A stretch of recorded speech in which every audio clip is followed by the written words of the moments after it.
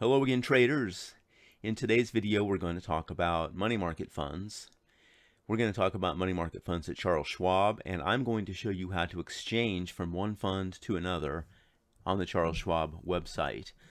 So, I'm sure everybody knows last week the Fed lowered interest rates 0.5%, and rates on these money market funds have been dropping. So, for the last year and a half, I have invested in this Schwab Advantage Money Investor Shares, SWVXX, and I've been pretty happy with it. But since the rate cut, these rates have dropped probably 0.5%, which makes sense. And I'm going to move this over to a different fund at Schwab. I'm going to move over here to the SNSXX, which invests pretty much entirely in treasury bills, short-term treasuries. The other fund is CDs and commercial paper. And so this rate is now just a couple of ticks higher than the SWVXX rate. So I'm going to go into Schwab and I'm going to exchange this fund.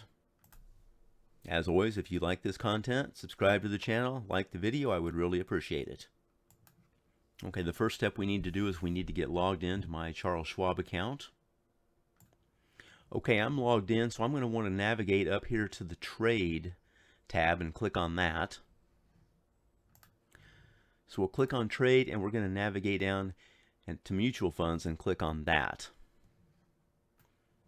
Okay, I'm over in the Trade tab and I've got this little thing up here to block my account numbers, but you're going to want to click on this and decide which account you want to exchange funds from. So I'm going to use my simple IRA for this video. Okay, now the next step is going to be the enter then the symbol. So in this case, it will be my SWVXX. Okay, the next thing I need to do is select my action. So I'm going to sell this fund. I'm actually going to sell and buy another, so I'm going to click this. And I'm going to select sell all because I'm going to liquidate this entire amount and move it over to the other fund. So I'm going to click select all.